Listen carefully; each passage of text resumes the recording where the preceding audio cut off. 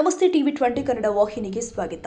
ಹುಬ್ಬಳ್ಳಿಯ ಇನಾಂ ವೀರಾಪುರ ಗ್ರಾಮದಲ್ಲಿ ನಡೆದ ಮಾನ್ಯ ಕೊಲೆ ಪ್ರಕರಣಕ್ಕೆ ಸಂಬಂಧಪಟ್ಟಂತೆ ಹುಬ್ಬಳ್ಳಿ ಗ್ರಾಮೀಣ ಠಾಣೆ ಪೊಲೀಸರು ಮತ್ತೆ 3 ಆರೋಪಿತರನ್ನು ಬಂಧಿಸಿದ್ದಾರೆ. ಅನ್ಯ ಜಾತಿಯ ಯುವಕನನ್ನ ಮಗಳು ಮದುವೆಯಾಗಿದ್ದಾಳೆ ಎಂದು ತಂದೆಯ ಗರ್ಭಿಣಿ ಮಗಳನ್ನ ಹತ್ಯೆ ಮಾಡಿದ. ಇದು ಮರ್ಯಾದಾ ಹತ್ಯೆ ಎಂದು ಪರಿಗಣಿಸಲಾಗಿದೆ. ಈ ಪ್ರಕರಣಕ್ಕೆ ಸಂಬಂಧಪಟ್ಟಂತೆ ಒಟ್ಟು 14 ಜನರ ಮೇಲೆ ದೂರು ದಾಖಲಾಗಿದ್ದು, ಇಲ್ಲಿಯ ತನಕ ಒಟ್ಟು 6 ಜನರನ್ನ ಬಂಧನ ಮಾಡಲಾಗಿದೆ. ಮಂಗಳವಾರ ಗುರುಸಿದ್ದಗೌಡ ಪಾಟೀಲ, ಪಕ್ಕೀರಗೌಡ ಪಾಟೀಲ ಹಾಗೂ ಕುಮಾರಗೌಡ ಪಾಟೀಲ ಎಂಬ 3 ಆರೋಪಿಗಳನ್ನ ಬಂಧನ ಮಾಡಲಾಗಿದೆ ಅಂತ ಎಸ್ಪಿ ಗುಂಜನ್ ಆರ್ಯ ತಿಳಿಸಿದ್ದಾರೆ.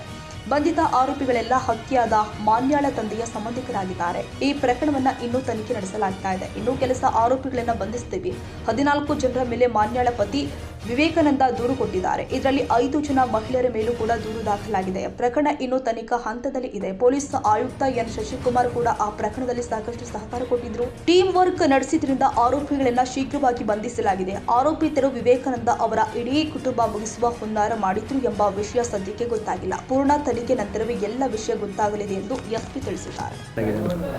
ಇವತ್ತು 23ನೇ ತಾರೀಕು ನಾವೇ ಇನ್ನೂ 3 ಜನಕ್ಕೆ ಇವತ್ತು ಬೆಳಿಗ್ಗೆ ಅರೆಸ್ಟ್ ಮಾಡಿದ್ದೀವಿ.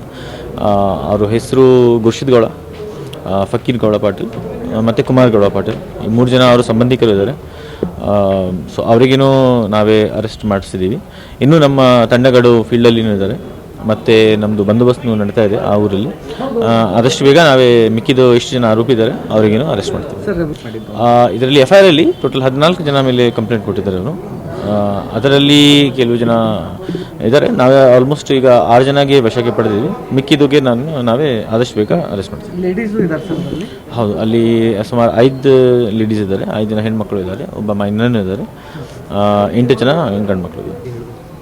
ನಮ್ಮ ತಂಡಗಳು ಸಿಕ್ಕಾಪಟ್ಟೆ ಕೆಲಸ ಮಾಡ್ತಾ ಇದ್ದಾರೆ. ನಾವೇನು ದಿನ ರಾತ್ರಿ ಕೆಲಸ ಮಾಡ್ತಾ ಇದ್ದೀವಿ. ಮತ್ತು ಈ ಥರ ಘಟನೆ ಆದರೆ ನಮಗೇನು ಒಂದು ಶಾಕ್ ಆಗುತ್ತೆ. ಸೊ ಇದರಲ್ಲಿ ನಮಗೆ ಒಂದು ಹೆಸರು ಅಂದರೆ ಮೇಂಟೈನ್ ಮಾಡೋಕ್ಕೇನು ನಮಗೆ ಈ ಥರ ಕೆಲಸ ಮಾಡಲೇಬೇಕು. But it's a team work. ನಮ್ಮ ಟೀಮ್ ಕಂಟಿನ್ಯೂಸ್ ಆಗಿ ಕೆಲಸ ಮಾಡ್ತಾ ಇದ್ದೀವಿ ಮತ್ತು ನಮ್ಮ ಸೀನಿಯರ್ ಆಫೀಸರ್ಸ್ ಕಡೆಯಿಂದ ನಮಗೆ ಭಾಳ ಬೆಂಬಲ ಸಿಗ್ತಾ ಇದೆ. ಅದಕ್ಕೋಸ್ಕರ ಗೈಡೆನ್ಸ್ ಸಿಗ್ತಾ ಇದೆ. ನಮ್ಮ ಸಿಟಿ ಕಮಿಷನರ್ ಸರ್ನು ನಮಗೆ ಭಾಳ ಸಪೋರ್ಟ್ ಇಲ್ಲಿ ಗೈಡೆನ್ಸ್ ಕೊಟ್ಟಿದ್ದಾರೆ.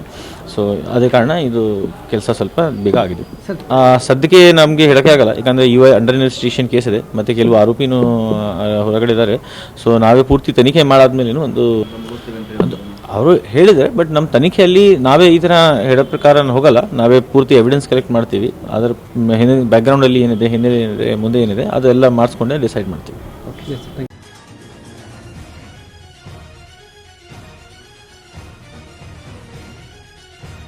ಕನ್ನಡಿಗರ ಮೆಚ್ಚಿನ ನಿಮ್ಮ ಟಿವಿ 20 ಕನ್ನಡ ವಾಹಿನಿ ಇದೀಗ ಟಿವಿಯಲ್ಲಿ ಲಭ್ಯ.